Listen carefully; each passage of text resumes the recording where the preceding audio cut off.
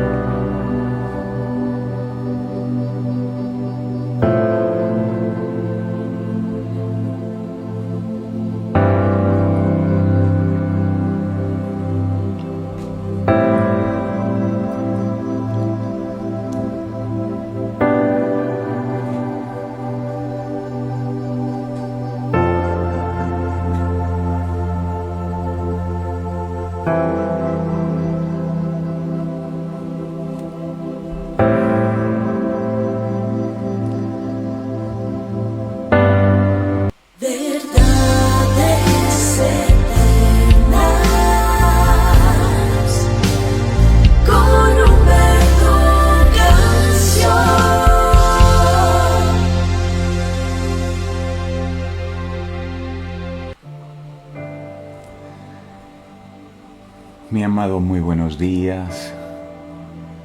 Padre Eterno, muchas gracias por la oportunidad tan preciosa que nos das de poder levantarnos, de poder respirar, de poder venir a tu presencia. Es que es un honor muy grande el que tú nos mires a nosotros. No estamos aquí porque lo merezcamos. No estamos aquí como aquel fariseo que decía: yo no soy tan malo como los otros, yo diezmo de todo, ayuno 2 veces a la semana, como mostrando lo bueno que era delante de tu presencia. Que esa actitud sea desarraigada de nuestros corazones y que podamos comprender que lo que toca el corazón tuyo no es lo bueno que nosotros aparentemos ser. Y digo aparentemos porque tú realmente nos conoces. Externamente pueda que nos veamos bien y la gente vea que somos exitosos y que nos va bien en la vida. Pero el único que conoce realmente lo que hay dentro de nuestros corazones eres tú. Y no podemos engañarte. De manera que esta es una oportunidad para agradecer con todo el corazón por tu misericordia derramada sobre nuestras vidas, que podemos ver evidenciada en esta nueva oportunidad que tú nos regalas. Si no hubiese sido por tu gracia y por tu misericordia, no estaríamos con vida hoy. Pero nos amas tanto que nos prolongas la vida, nos das nuevas oportunidades, muy seguramente para que nosotros sigamos trabajando en ese perfeccionamiento, para que sigamos buscando aquellas cosas que nos pueden alejar de ti. Y es una oportunidad que queremos aprovechar al máximo. Por eso te pedimos que nos des esa sensibilidad espiritual para no ser solo oidores de tu palabra, sino hacedores de ella. Y que la palabra, que es como espada de doble filo, pueda cincelar nuestra vida y darnos forma, la forma que tú quieres. Y nosotros hemos venido a ti, a manos del alfarero, para que tú sigas trabajando en cada uno de nosotros. No ponemos resistencia porque sabemos, amado, que si el grano de trigo no cae en tierra y muere, queda solo, pero si muere lleva mucho fruto.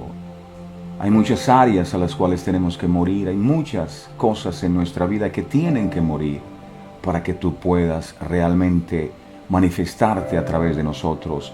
Y eso es lo que queremos y por eso estamos aquí, muy agradecidos, muy felices de poder tener este gran privilegio. Gracias por lo que hoy harás a través de tu palabra. Gracias porque a través de tu palabra tú nos infundes aliento, tú nos das vida y vida en abundancia. En tus manos colocamos los sueños que hoy tenemos, los anhelos, los deseos de nuestro corazón. Y te pedimos, amado, que se haga en nuestra vida conforme a tu propósito y conforme a tu voluntad. Como siempre, eres bienvenido a este programa. Este es tu programa. Todo lo que aquí hacemos es para glorificar y honrarte a ti, que diste la vida por nosotros en la cruz del Calvario. Tú eres el único digno de ser alabado, de ser exaltado.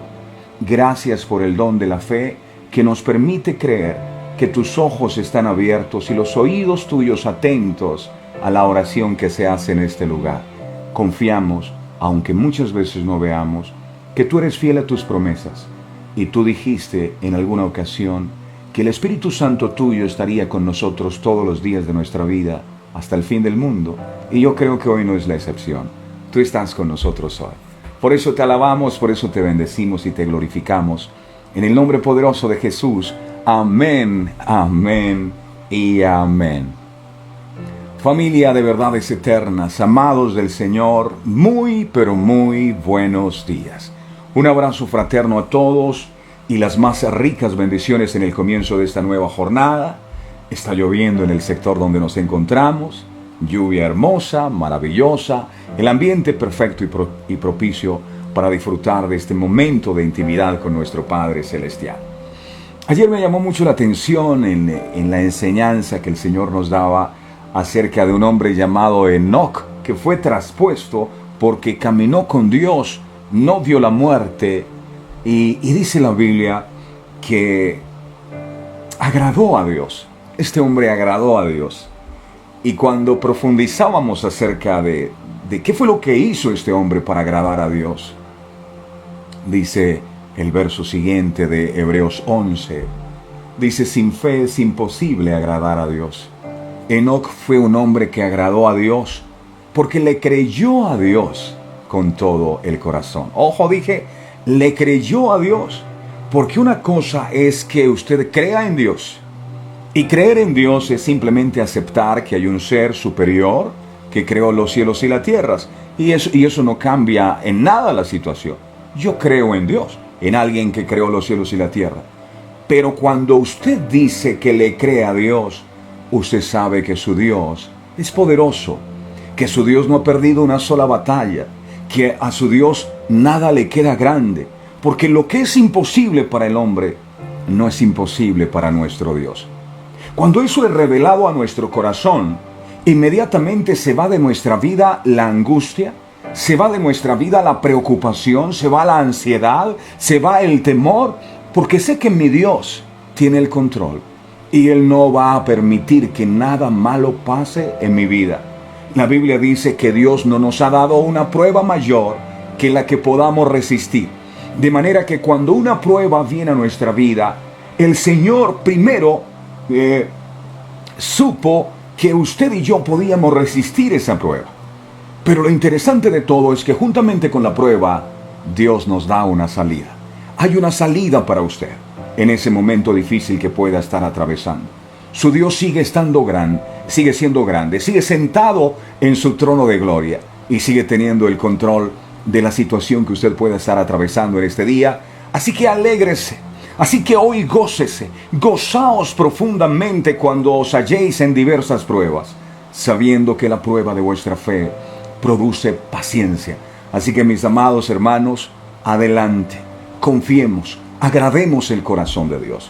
Yo no agrado a Dios porque me sé la Biblia, yo no agrado a Dios porque me congrego, yo no agrado a Dios porque hago rituales espirituales, yo agrado a Dios cuando yo confío en Él. Lo contrario a la confianza es el temor. Así que temor, hoy te atamos en el nombre poderoso de Jesús y te echamos fuera de nuestras vidas. Echamos fuera las preocupaciones, las ansiedades y las llevamos a la cruz del Calvario. Porque todo lo que atemos en la tierra, dice la palabra, será atado en el cielo, y todo lo que desatemos en la tierra será desatado en el cielo, dice el Señor. Somos libres. Dios no nos ha dado espíritu de temor. No nos ha dado espíritu de cobardía para estar de nuevo en temor, sino que nos dio espíritu de adopción por el cual podemos clamar, Abba Padre.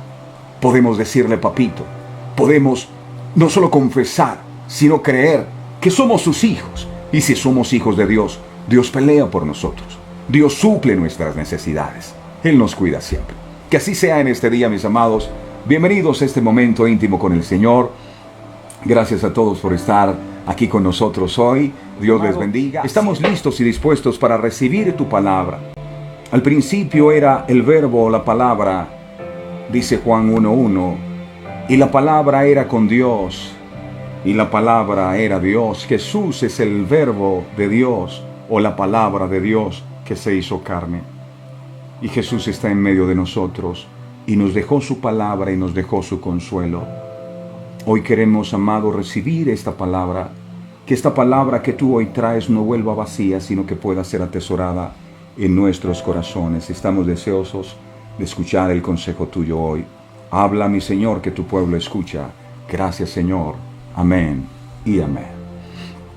Bueno, algo que también Jesús habló cuando estuvo en medio de nosotros fue acerca de la blasfemia contra el Espíritu Santo. Blasfemia contra el Espíritu Santo, y está en el libro de Mateo, en el capítulo 12, en el verso 31. Mateo 12, verso 31. Dice la palabra, lo dijo Jesús: por tanto os digo, todo pecado y blasfemia será perdonado a los hombres, mas la blasfemia contra el Espíritu no le será perdonada. Llegamos al punto donde la contienda entre Jesús y los fariseos se vuelve más intensa, a tal punto que sus blasfemas acusaciones les hace cometer el pecado que no tiene perdón. ¿Sabía usted que hay un pecado que no tiene perdón de Dios? Ese pecado que no tiene perdón de Dios se llama la blasfemia contra el Espíritu Santo. A través de toda la Biblia, uno puede encontrar cómo la misericordia de Dios es tan grande que es capaz de perdonar al peor de los pecadores que se arrepienten. Pero en este pasaje encontramos una declaración muy fuerte que asevera que hay un pecado que jamás de los jamases podrá ser perdonado, y es la blasfemia contra el Espíritu Santo. La palabra blasfemia proviene del griego blasmemia, la cual es una expresión muy fuerte que significa proferir denigración. Cuando usted blasfema, profiere, habla, expresa denigración o maledicencia o hablar mal sobre alguien. Pero ¿a qué se refiere este pecado? ¿Cómo puede llegar a cometerse? ¿Por qué la blasfemia contra el Espíritu no tiene perdón? Si leemos cuidadosamente, Jesús afirma que todo pecado y blasfemia se puede perdonar, tal y como lo declaran muchos pasajes del Nuevo Testamento. Miremos, por ejemplo, Primera de Juan 1:9, mire lo que dice Primera de Juan 1:9. Dice la palabra: si confesamos nuestros pecados, Él es fiel y justo para perdonar nuestros pecados y limpiarnos de toda maldad. Dice aquí toda maldad, dice la Biblia, toda. Incluso hasta la blasfemia contra el mismo Jesús tiene perdón. Mateo, miremos Mateo capítulo 12, en el verso 32, dice aquí: a cualquiera que dijere alguna palabra contra el Hijo del Hombre, contra Jesús, le será perdonado. Pero el que hable contra el Espíritu Santo no le será perdonado, ni en este siglo ni en el venidero. Wow. ¿Pero por qué? La blasfemia contra el Espíritu Santo no tiene perdón. Para comprender esto hay que entender el contexto de todo el pasaje. Si recordamos, los fariseos y escribas habían comenzado a oponerse al ministerio de nuestro Señor Jesucristo, a tal punto que lo criticaban por apegarse a sus reglas religiosas. Sin embargo, Jesús les había enseñado que lo primordial en la religión es el amor a Dios y la misericordia hacia sus semejantes. De tal forma que la compasión y la ayuda a los necesitados estaba por encima de cualquier rito o tradición religiosa. No obstante, esto no era suficiente para estos religiosos, los cuales se llenaron más de ira por los milagros de sanidad que realizaba nuestro Señor en los días de reposo, lo cual despertó en ellos odio, un odio visceral que se expresó en deseo de homicidio, en difamación. Ellos querían matar a Jesús. El Salvador del mundo vino a rescatarlos y ellos ansiaban matarlo. Mateo, capítulo 12, verso 14 dice, Mateo 12, 14, dice la Biblia, y salidos los fariseos, tuvieron consejo contra Jesús para destruirle. Es decir, ellos se reunieron. Hey, a este tipo hay que matarlo. Sí, esas cosas que él predica no nos gustan. Van en contra de nuestras tradiciones. Así que lo mejor es, vamos a matarlo. Pero Jesús les mostraba a través de la sanidad de enfermos y liberación de endemoniados que sus palabras eran verdaderas y que tenía el respaldo de Dios. Pero en lugar de creer en las señales milagrosas de Jesús, ¿sabe qué hicieron estos fariseos? Decidieron atribuir a Satanás las obras que Jesús hacía. Mateo, miremos Mateo 12, ahora vamos a ver el verso 24. Mateo 12, 24. Mas los fariseos al oírlo decían, este no echa fuera los demonios, sino por Belcebú, príncipe de los demonios. Este es un satánico. Este es un demoníaco.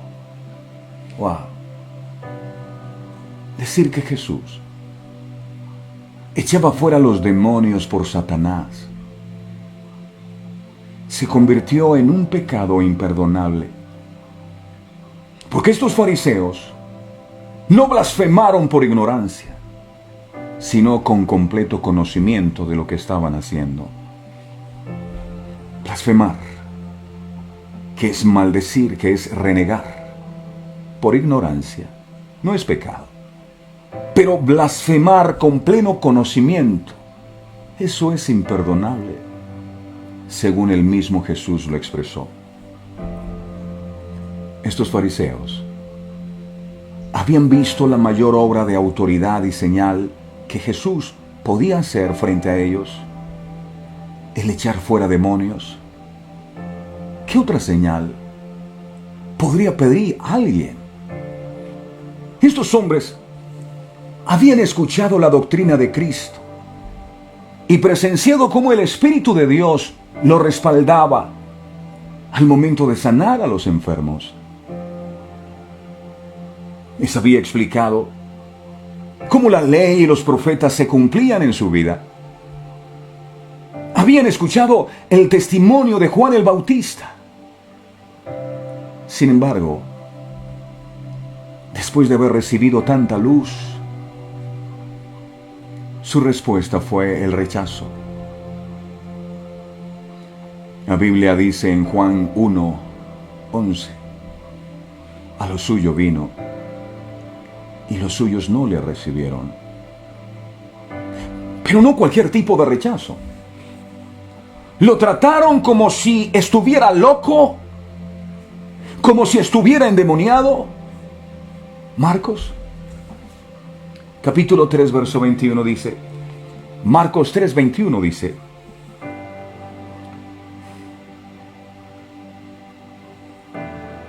cuando lo oyeron los suyos, vinieron para prenderle, porque decían, está fuera de sí. Jesús está loco. Aún así, no creyeron.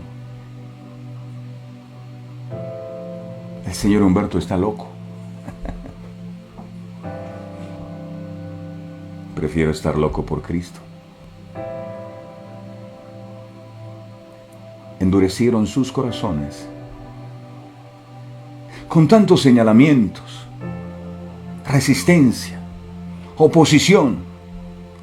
Llegaron a un punto en el que ya no había posibilidad de retornar. Y de eso debemos cuidarnos nosotros, ¿sabes? No deja de sorprender cómo el espíritu religioso,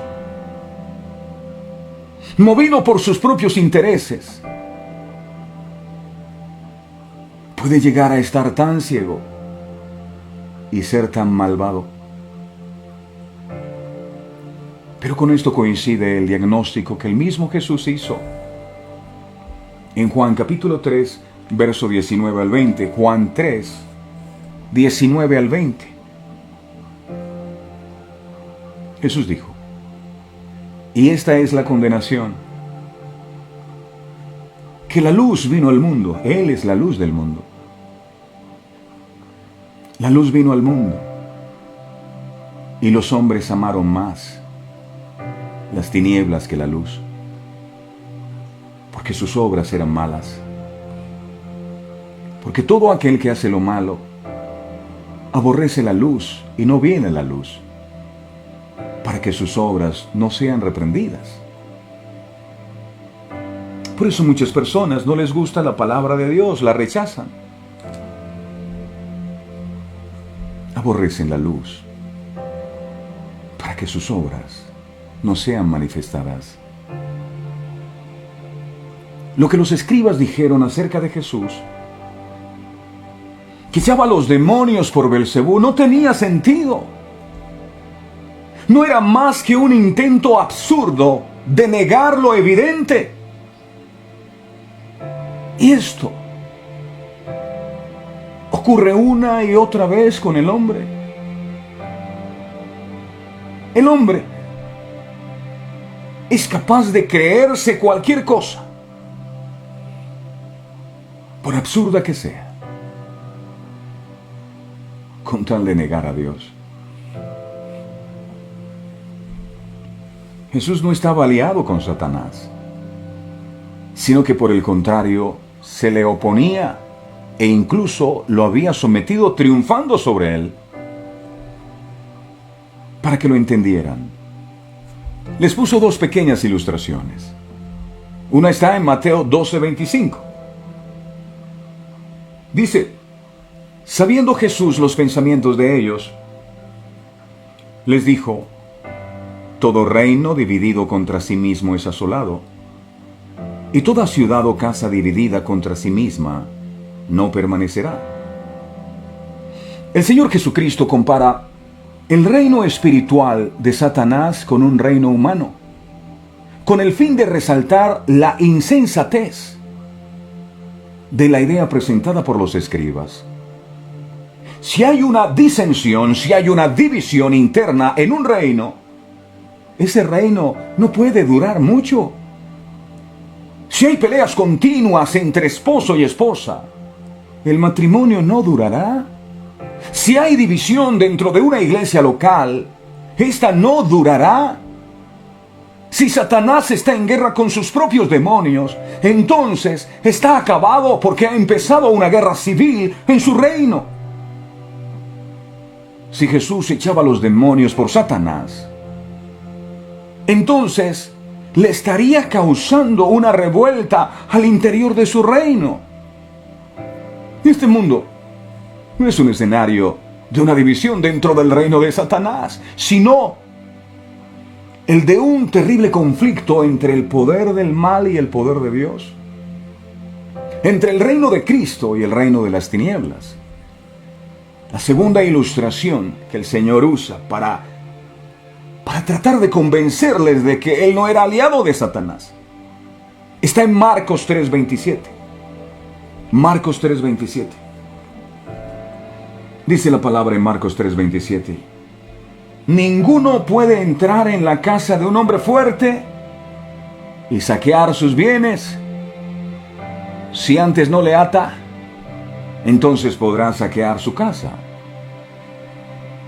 Supongamos que alguien quiere robar en la casa de un hombre muy poderoso.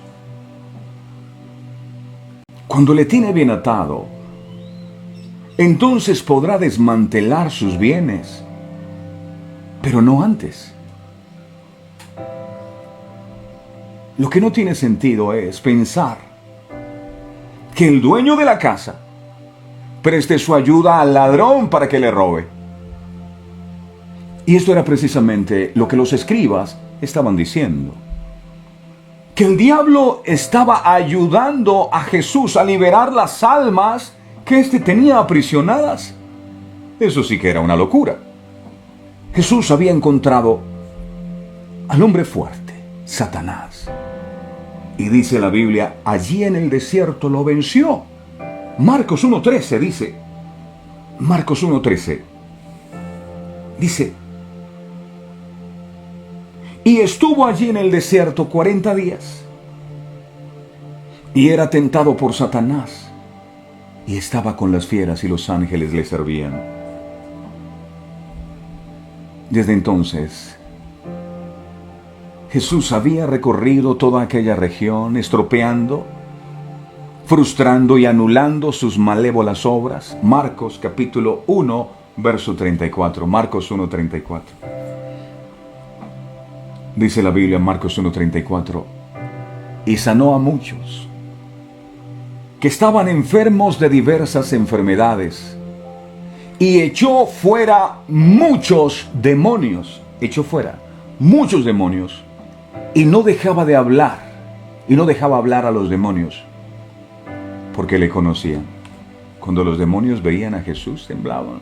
¿Qué tienes con nosotros, Jesús de Nazaret? Jesús es mucho más poderoso que el diablo. Tiene el poder para atarle y también para deshacer todas sus obras. Él le venció en la cruz. Primera de Juan 3:8.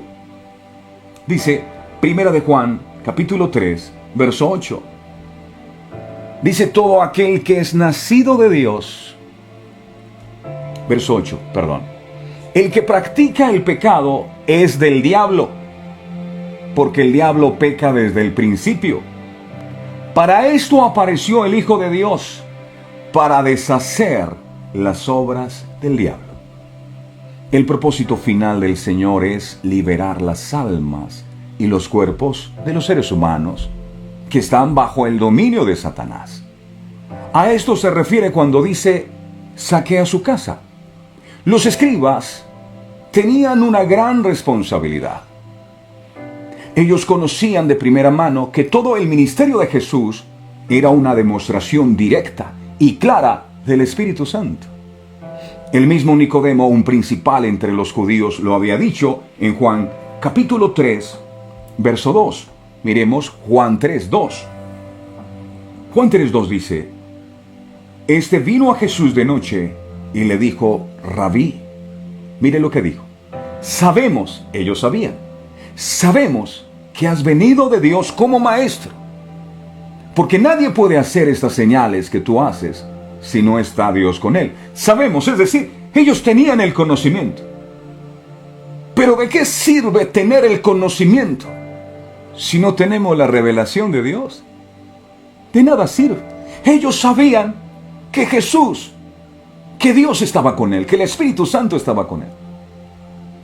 Pero aunque lo sabían, nunca tuvieron la revelación, por eso perseguían a Jesús hasta llevarlo a la cruz.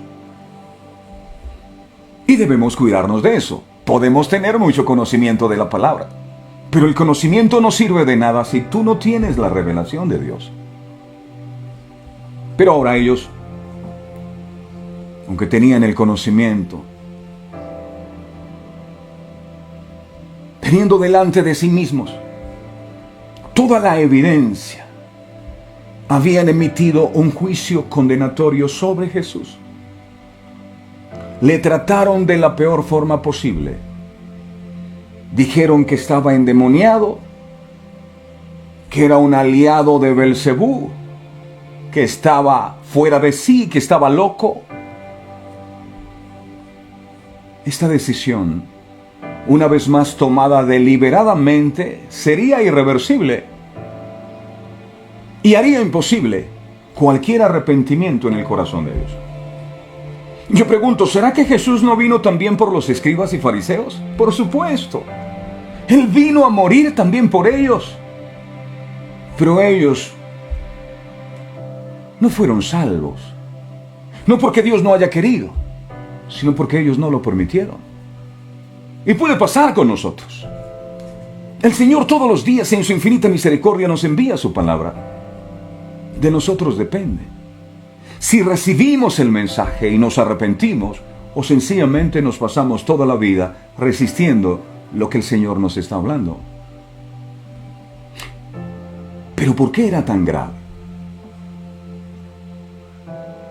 ¿Por qué Jesús dijo que este pecado no sería jamás perdonado, pero sí todos los demás?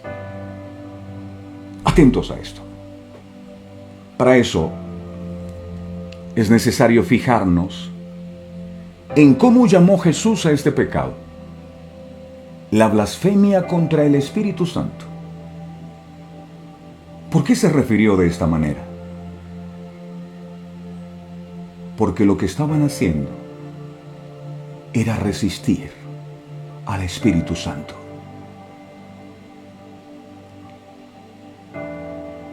Cuando usted resiste al predicador, cree que está resistiendo al predicador. Usted no está resistiendo al predicador. Usted está resistiendo al Espíritu Santo de Dios. Usted está resistiendo al Señor. Esteban, primer mártir cristiano, antes de ser apedreado por dar testimonio de Jesús, les dijo lo mismo. Eso quedó registrado en Hechos de los Apóstoles, capítulo 7, verso 51. Hechos 7, 51.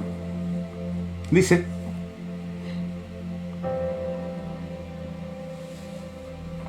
en ese instante Pablo no había conocido del Señor y Pablo perseguía a los cristianos para asesinarlos. Y creo que hasta tenía la ropa de Esteban en la mano mientras lo apedreaban. Saulo de Tarso se llamaba. Y empezaron a apedrear a este hombre porque seguía a Jesús, porque amaba a Jesús.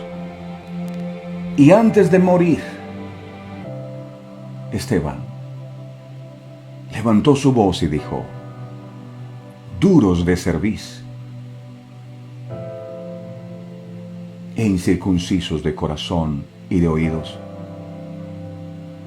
vosotros resistid siempre al Espíritu Santo.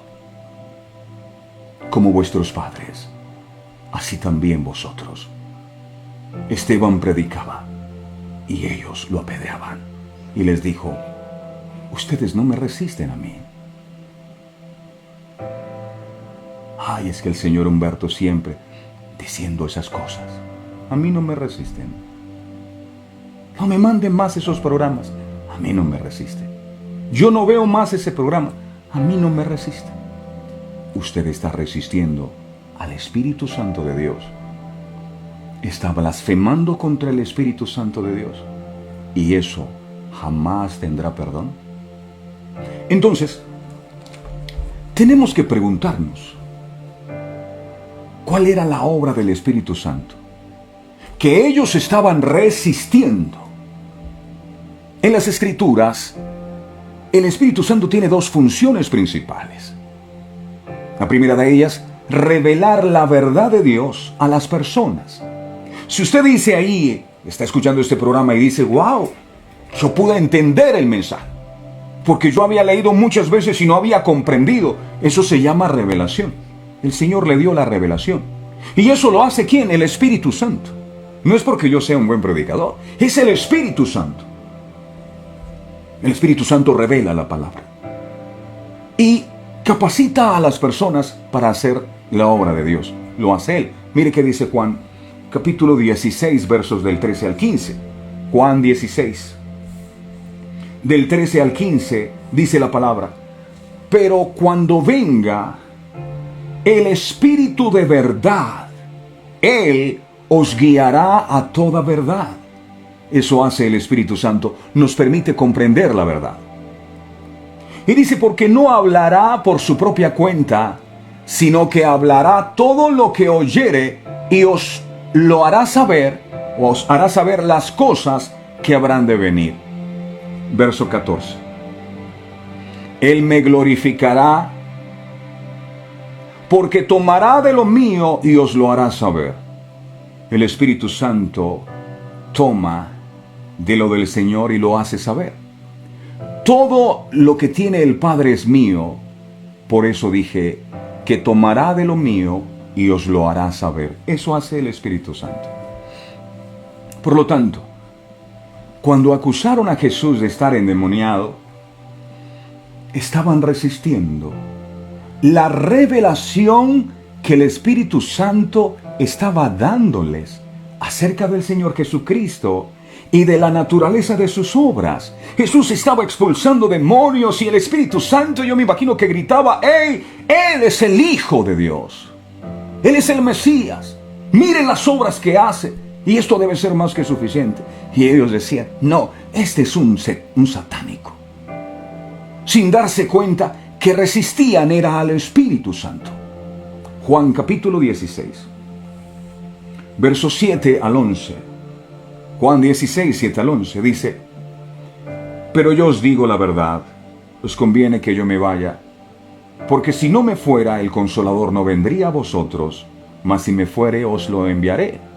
Y dice el verso 8, y cuando venga, convencerá al mundo de pecado. Eso hace el Espíritu Santo. Si hay una vocecita que te habla y que te lleva a ser confrontado con tu pecado y que te lleva a cambiar tu estilo de vida o tu mal comportamiento, eso lo hace el Espíritu Santo de Dios. Es el que te lleva a cambiar. Ese deseo que dice, yo no quiero ser igual. Eso es el Espíritu Santo el que lo hace. Y dice, convence al mundo de pecado. Si hay algo que dice, wow, esto que yo estoy haciendo no está bien, te convenció de pecado, lo hace el Espíritu Santo. Hay gente que cuando uno le predica se molestan. Ay, no me gusta eso que me dijeron y me voy. Hey, no me resistes a mí. Dios está hablando y te está confrontando con ciertas áreas de tu vida. Dios está convenciendo de pecado y tú te enojas para no cambiar. Cuando deberías decir, Señor, gracias porque diste en el clavo donde era. Es verdad, yo soy así, me arrepiento. Eso es ser humilde. De lo contrario sales orgulloso. Ay, ¿por qué me van a decir lo que tengo que hacer? Él nos convence de pecado, de justicia y de juicio. Y dice el verso 9, de pecado, por cuanto no creen en mí. Es pecado no creer en Dios. Dice, de justicia por cuanto voy al Padre, y no me veréis más. Y de juicio, por cuanto el príncipe de este mundo ha sido ya juzgado. Si ellos estaban resistiendo de esta manera la obra del Espíritu Santo, ¿qué más podría hacer Dios para convencerles de su pecado y llevarles al arrepentimiento? ¿Qué más? para llevarles al arrepentimiento y al perdón. ¿Qué más? El Espíritu Santo había presentado delante de ellos el testimonio más claro posible de la persona de Cristo. Si lo rechazaban conscientemente, no habría nada más que Dios les pudiera ofrecer. Si lo que Dios hacía por ellos para llevarles a la salvación, ellos lo interpretaban como obra del mismo Satanás, ¿qué más podía hacer Dios contra eso? Si la predicación que usted recibe, ¿usted cree que es que yo me empiezo a averiguar su vida para empezar a tirarle sátiras a través del programa? No, señora, no, señor. Yo soy una persona muy ocupado. Me limito a decir lo que aquí dice. Si algo de lo que yo comparto le cae a usted, es porque Dios está hablando a su vida y usted tiene que decir, Dios mío, entiendo. No es que yo me ponga a averiguar la vida de todo el mundo para, le voy a tirar pullas a este y al otro le voy a decir. Es el espíritu que lo confronta y a usted se molesta. Pero porque no quiere cambiar. El Señor les manifestaba, el Espíritu Santo usaba a Jesús para mostrar su poder. Y ellos no, endurecían su corazón. Y con esto cerraban la puerta definitivamente al Espíritu Santo. El asunto que estamos tratando, mis amados, se los digo con todo el corazón, es demasiado serio. Hay un estado de endurecimiento que incapacita al alma para el arrepentimiento. Una dureza. Es como cuando usted camina sobre las piedras. A veces uno en la ciudad usa mucho zapato y cuando va uno, por ejemplo, a la costa y se quita los zapatos para ir a la playa, empieza uno a caminar sobre esas piedras y le tallan. Al principio le tallan, si la tierra está caliente uno,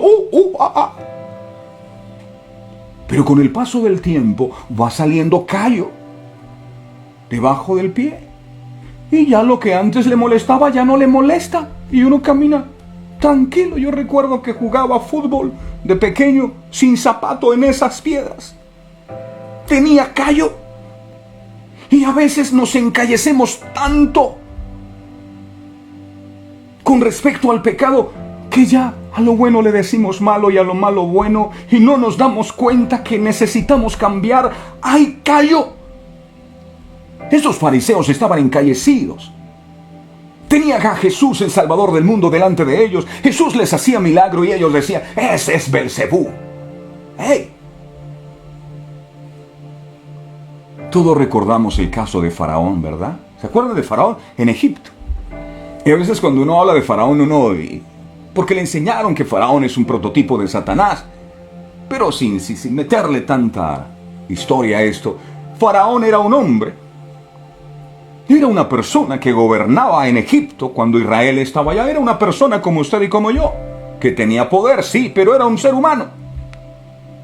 Este hombre, si usted lee la Biblia, se fue endureciendo ante cada nueva evidencia del poder de Dios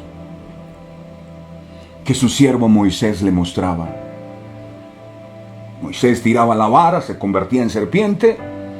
Él llamaba a sus hechiceros, los hechiceros hacían lo mismo y él se endurecía. Moisés oraba a Dios, el Señor enviaba una plaga de moscas. Al ratico decía, oren por mí, y luego se endurecía. Después Moisés, guiado por Dios, enviaba la plaga de los piojos y Faraón se endurecía. Y así todas las plagas. Y este hombre, ante la manifestación del poder de Dios, que debió haberlo llevado a arrodillarse y decir, sí, tu Dios es el poderoso, yo rindo mi vida a Él. No, Él se endurecía más y más. Y a veces nos pasa. Pasa el tiempo. Y nos endurecemos a tal punto que ya no somos sensibles a lo que estamos haciendo bien y haciendo mal, porque se endureció el corazón. Uno dice, si Dios se me aparece, yo voy a cambiar. No, ni si el mismo Dios se te aparece, vas a cambiar. Si no cambias tu corazón endurecido. Hasta que llegó un momento cuando Dios mismo consideró que este faraón había traspasado el límite y entonces ya no hubo retorno. ¿Será que Dios pudo haber salvado también a Faraón? Claro. Pero Faraón endureció su corazón. Pero para el ladrón, para el adúltero, para el homicida, hay esperanza. El mensaje del Evangelio puede hacerle exclamar, oh Dios, ten misericordia de mí, pecador. Pero cuando un hombre se ha endurecido, cuando una mujer se ha endurecido, de modo que está decidido a no prestar atención alguna a las exhortaciones del Espíritu, a través de su palabra, ni siquiera a escuchar sus ruegos y advertencias, se ha colocado a sí mismo en el camino que lleva a la perdición. Pecar contra el Espíritu Santo no es una acción o afirmación aislada, sino una actitud firme de hostilidad abierta hacia Dios, que rechaza su poder salvador. Todo aquel que rechaza el Evangelio está blasfemando contra el Espíritu Santo. Y ese es un pecado, óigase bien, que jamás será perdonado.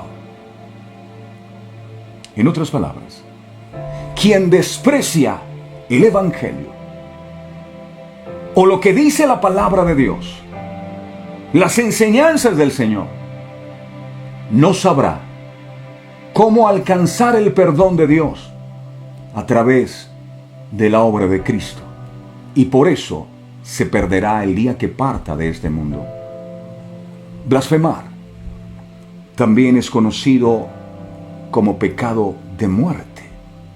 Primera de Juan, capítulo 5, verso 16. Primera de Juan, capítulo 5, verso 16 dice: si alguno viere a su hermano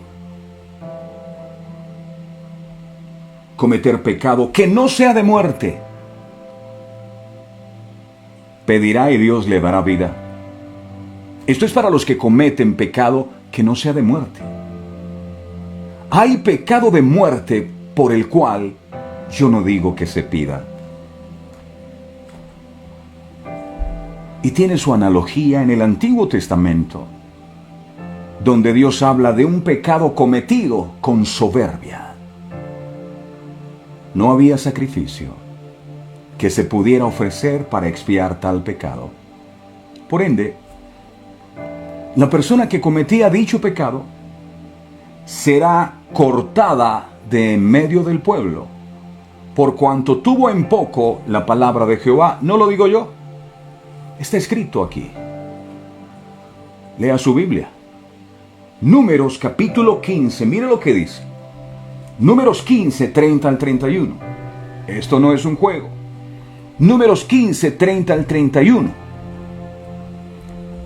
Mire lo que dice aquí. Mas la persona que hiciere algo con soberbia, oye, le están predicando, le están diciendo, deja eso, apártate de eso, eso está mal, y sigue. Mas la persona que hiciere algo con soberbia, así el natural como el extranjero, ultraja a Jehová. Cada vez que resistimos la palabra, ultrajamos a Dios. Esa persona será cortada de en medio de su pueblo, dice aquí. Y dice el verso 31. Esto está poderoso. Hagamos un paréntesis aquí. Esto está poderoso lo que viene. Mira lo que dice. 31. Espero que ojalá nunca en su vida se olvide de esto. Números 15, 31 dice: por cuanto tuvo en poco la palabra de Jehová y menospreció su mandamiento, enteramente será cortada esa persona, su iniquidad caerá sobre ella. No menosprecie la palabra. Ay, es que si viniera Dios y me predicara, yo le creyera. O una persona ungida, un predicador famoso. Pero el señor Humberto, ¿quién es? Yo no soy nada. Pero su palabra, que es lo que compartimos, es la que tiene el poder. No me mire a mí, mire la palabra. Quien tiene en poco o menosprecia la palabra de Dios, ultraja al mismo Dios. Por eso sentencia este texto, que la persona que tal hace será cortada. Así que le recomiendo, no menosprecie la palabra de Dios. No blasfeme, no resista al Espíritu de Dios. En otras ocasiones, escuchamos de personas que dicen que nunca debemos cuestionar si algún ministerio, por ejemplo, de sanidad, realmente se está desarrollando en el poder del Espíritu Santo, por el peligro de estar blasfemando contra el Espíritu Santo. Ante tal chantaje espiritual, hay que recordar lo que leemos en el libro de Primera de Juan, en el capítulo 4, en el verso 1, Primera de Juan 4:1, dice la palabra: amados, no creáis a todo espíritu, sino probad a los espíritus si son de Dios, porque muchos falsos profetas han salido por el mundo, haciendo milagros y demás. Prueben los espíritus. Por lo tanto, probar los espíritus no es sinónimo de blasfemar contra el Espíritu Santo. Sin embargo, al evaluar dichos ministerios, debemos guardar nuestros corazones de no estar cerrados al obrar del Espíritu Santo en la vida de otro creyente. Blasfemar es hablar mal de Dios, es rebajar su dignidad deliberadamente, es no creerle, es no confiar en Él, es insultarle, es quejarse de Dios, es quejarse de la vida que Dios te dio, es quejarse de lo que Dios te ha dado. No blasfemes contra el Espíritu. De esto aprendemos dos cosas muy importantes para concluir. La primera, el Espíritu Santo es una persona, no es una fuerza impersonal como algunos dicen, es una persona. Lo segundo, el Espíritu Santo es Dios. Dios es Padre, Hijo y Espíritu Santo. El Espíritu Santo es Dios. Mil gracias a todos por su tiempo y atención. Les deseo la más bendecida de todas las semanas. Un abrazo fuerte a todos. Este programa fue presentado con el patrocinio de Verdades Eternas, diseños exclusivos. A la hora de hacer un obsequio existen muchas opciones, pero regalar detalles con los que puedes edificar a otros solo los encuentras en Verdades Eternas, diseños exclusivos y personalizados, para que en cualquier fecha especial bendigas a los que amas gratamente.